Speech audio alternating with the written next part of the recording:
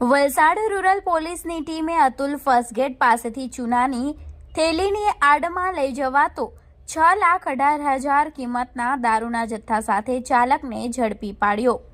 મળતી માહિતી અનુસાર વલસાડ રૂરલ પોલીસની ટીમ તેમજ પોલીસ જવાનો મયુરસિંહ કનકસિંહ સહિતના હદ વિસ્તારમાં રૂરલ પોલીસ મથકના પીઆઈ ભાવિક જીત્યાની સૂચના અનુસાર પેટ્રોલિંગ કરી રહ્યા હતા।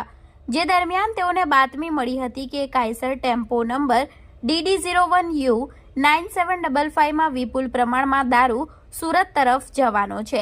જે બાતમીના આધારે રૂરલ પોલીસની ટીમે અતુલ ફર્સ્ટગેટ નોબેલ ઉબાડિયું દુકાન પાસે બ્રિજના ઉત્તર છેડે મુંબઈથી સુરત જતા ટ્રેક ઉપર નેશનલ હાઈવે નંબર 48 પર બાતમીવાળા ટેમ્પાની વોચ ગોઠવી હતી।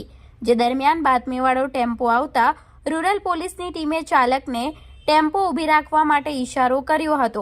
ચાલકે ટેમ્પો સાઈડે લઈ પોલીસની ટીમે ચેક કરતા સૌપ્રથમ તો ટેમ્પામાં ચૂનાની થેલી નજરે પડી હતી। જોકે ચોક્કસ બાતમી હોય અંદર તપાસ કરતા વિપુલ પ્રમાણમાં દારૂનો જથ્થો મળી આવ્યો હતો। રૂરલ પોલીસની ટીમે ટેમ્પો અતુલ આઉટપોસ્ટ ખાતે લાવી પંચોની હાજરીમાં ચેક કરતા કુલ 3,140 નંગ વિદેશી દારૂ મળી આવ્યો હતો।